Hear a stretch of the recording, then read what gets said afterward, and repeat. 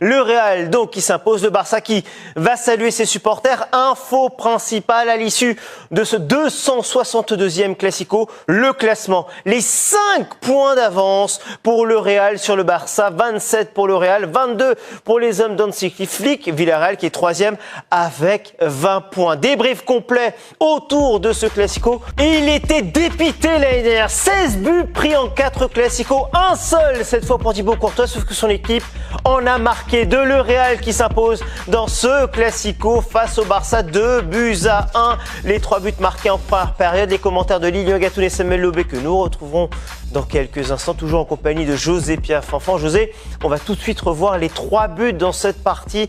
3 buts, je le disais, marqués en première période avec un Real qui a surtout été très dominateur en première période, justement. Exactement, ils ont fait le gros de leur rencontre en première période et un peu en seconde, ils ont un peu plus géré.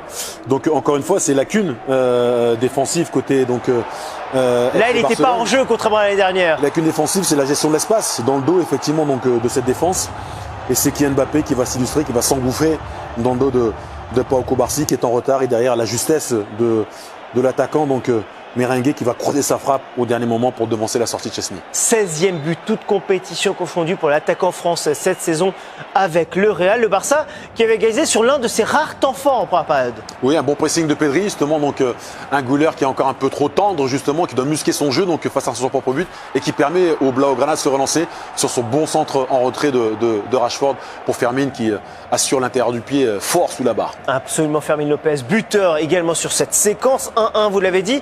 Regardez surtout le chrono, on est à ce moment-là à la 39e. Et très peu de temps après, on a l'impression que le Barça est encore sur ce but. Le Real va en profiter pour marquer le deuxième. Oui, c'est encore un petit peu dans l'euphorie de l'égalisation. On dit que ces 5 minutes sont toujours très importantes. Bon travail de Vinicius dans ce couloir gauche. Un centre un peu délicat, mais c'est Militao justement qui va s'arracher. Et tout le monde est omnibulé par le deuxième défenseur central qui est dans ces zones des 6 mètres. Scène, ouais. Et tout le monde oublie donc un Bellingham qui n'a plus qu'à assurer l'intérieur du pied pour battre une deuxième fois donc Chesney. Et donc valider quelque part en tous les cas ce deuxième but et valider au final cette victoire Merengue. José Bellingham parfois tensé ces dernières semaines, il marque contre la Juve, là il marque, comme quoi il est là. Oui, tensé sur un début de saison, mais encore une fois, il faut rappeler, il s'est fait opérer donc à l'intersaison donc de l'épaule. Il était gêné, donc il a fallu qu'il fasse aussi donc sa préparation. Gêné aussi par la progression de Güler, mais il reste un rouage essentiel, on le voit. Et Mbappé, le doublé, non, la parade de Chesney, elle est magnifique. Hein. Elle est magnifique. Alors je dirais que l'arrêt est décisif bien évidemment, droite, gauche, et finalement il choisit le bon côté, la main ferme gauche, mais le ballon est certes puissant mais à mi-hauteur. C'était pas très bien tiré malgré tout de la part de Mbappé qui tire souvent aussi de ce côté-là. Alors certes, Kylian Mbappé a raté ce penalty, Lilian ça, mais Kylian Mbappé a été auteur d'un match clinique, j'ai presque envie de dire, notamment en première période.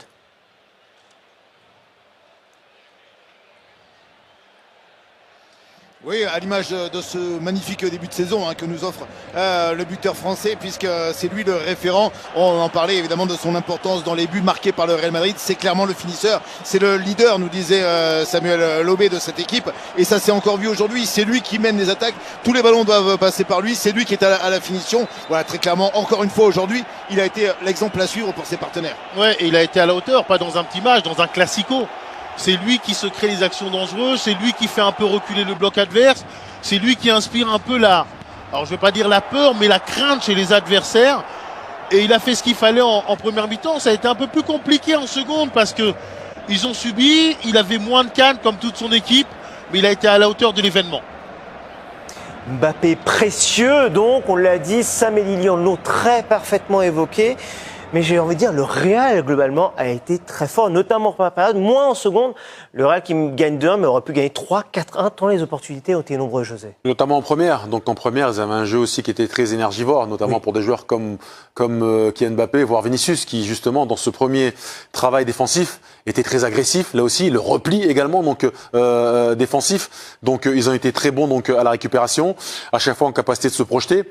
En seconde, on a senti que voilà, ce premier rideau, et tant pas habitués non plus à faire ce type d'effort, ils ont mis un peu plus le frein, ils sont rentrés dans une forme de gestion.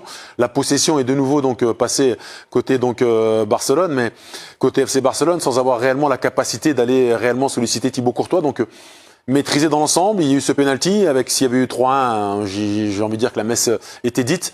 Mais c'est pas une victoire volée de la part donc des Merengues, donc ils sont leaders aujourd'hui, donc avec 5 points d'avance. Et dans l'ensemble, c'est voilà, ils ont renversé ce classico qui défiait depuis plusieurs matchs. Et Toa Coupé a raison de rappeler ce nombre, hein. 106 victoires désormais pour le Real dans le classico, 104 pour le Barça. Le Barça aurait pu égaliser, ce ne sera donc pas le cas parce que c'est un fait, Lilian, Sam, aujourd'hui le Barça a fait un non-match. Je suis presque très sévère dans mes propos, mais c'est un fait, on n'a pas reconnu les Catalans aujourd'hui.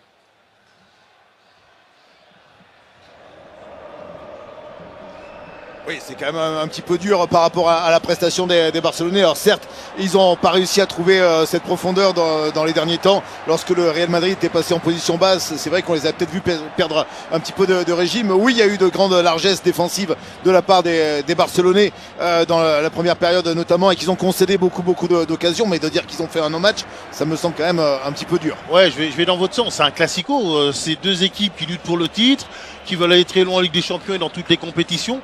Aujourd'hui, ils ont imprimé un tel rythme en première mi-temps, on va dire, cette équipe du Real, que ce Barça-là n'a pas eu les armes pour répondre. Ils ont été un petit peu moyens dans trop de domaines pour résister à la vague que leur a imposé le Real Madrid en première mi-temps. Et en deuxième, c'était trop neutre, on va dire.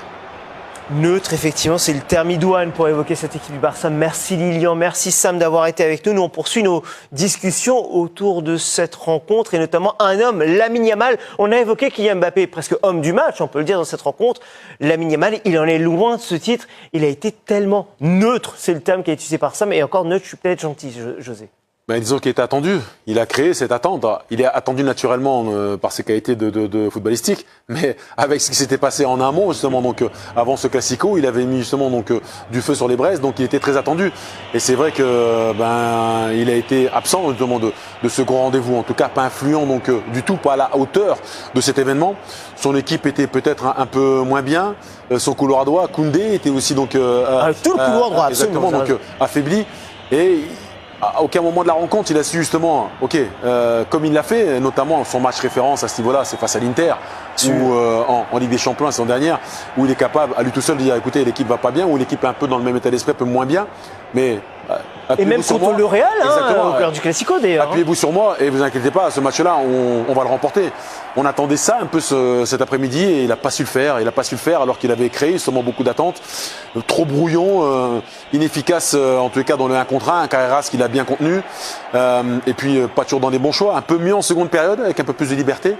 Mais voilà, pas suffisant en tous les cas pour faire vaciller et pour relever le défi justement de ce classico. On voit, on a fait le comparatif entre Mbappé et Yamal et vous voyez bien la troisième ligne, c'est réel, il n'y a pas de coquille. Seulement 21 ballons touchés par Kylian Mbappé, il en a touché très peu, mais il a été justement très clinique, l'attaquant français, là où Yamal, au final dans ses choix, il n'a été que très peu présent malgré le nombre de ballons touchés. On les voit, ces choix qui ont été un peu plus intéressants en seconde, mais on est resté loin du Yamal, potentiellement perturbateur des défenses adverses, même s'il a été peut-être lui perturbé par ce qui s'est passé avant.